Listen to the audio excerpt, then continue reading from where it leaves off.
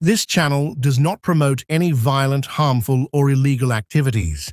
All content provided by this channel is meant for an educational purpose only.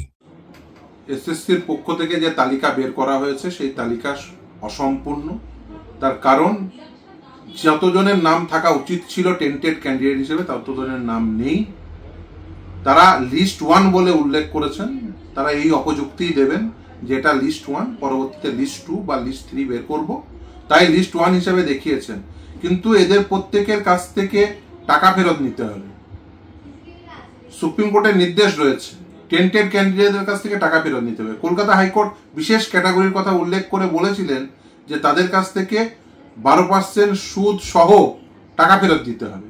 অথচ এখনো পর্যন্ত টাকা ফেরতের কোনো প্রকার পদক্ষেপ করেননি। উল্টে যারা টেন্টেড ক্যান্ডিডেট তাদের বসানোর বন্দোবস্ত করেছিলেন এই আর্টিকেল 12 অথরিটিরা। আজকে যে তালিকা দেওয়া হলো সেই তালিকা অসম্পূর্ণ তালিকা, সম্পূর্ণ তালিকা দেওয়া হলো না।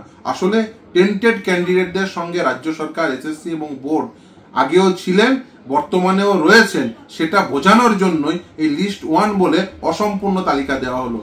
আগামী দিনের যে নিয়োগ প্রক্রিয়া যেটা হতে চলেছে, পরীক্ষা হতে চলেছে আগামী 7 তারিখ এবং 14 তারিখ, যদি কোনোভাবে কোনো টেন্টেড ক্যান্ডিডেট এইভাবে পরীক্ষায় বসে আবার সিলেক্টেড হয়ে যায় তাহলে নতুন নিয়োগ প্রক্রিয়াও তো কলুষিত হবে।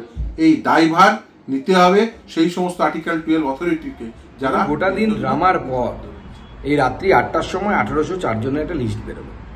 এর আগে একটা লিস্ট দেওয়া হয়েছিল, কিছুক্ষণের পর আবার সেটাকে নামিয়ে নেওয়া হলো ওয়েবসাইট থেকে। এর মানেটা কি আমরা বুঝতে পারছি না।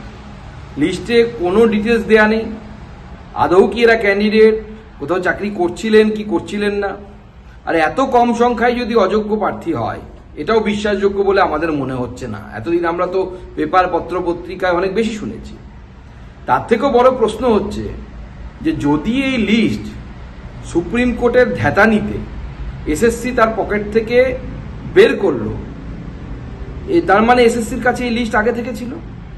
যদি আগে থেকে থাকে তাহলে কেন কলকাতা হাইকোর্টের সিঙ্গেল বেঞ্চে বা ডিভিশন বেঞ্চে বা পরবর্তী সময় সুপ্রিম কোর্টে যখন শুনানি চলছিল সেই সময় কেন এই লিস্ট বের করা হয়নি? এই যে 26,000 চাকরি চলে গেল, তাদের মধ্যে যোগ্য যারা, আমি 2,000 যদি বাদ দিয়ে দিই, বাকি যে 24,000 যারা যোগ্য তাদেরকে যে আর একবার পরীক্ষায় বসতে হচ্ছে, সেটা তো এদের জন্য, এসএসসির জন্য। এসএসসি বাদ দিয়ে এটা কেউ সার্টিফাই করতে পারে না যে কারা যোগ্য কারা অযোগ্য, কারা টেন্টেড। তো স্বাভাবিকভাবে আমার মনে হয় যে 24,000 জনকে যোগ্য হয়েও পরীক্ষায় বসতে হচ্ছে তাদের তৃণমূল কংগ্রেসের নেতাদের কলার ধরা উচিত।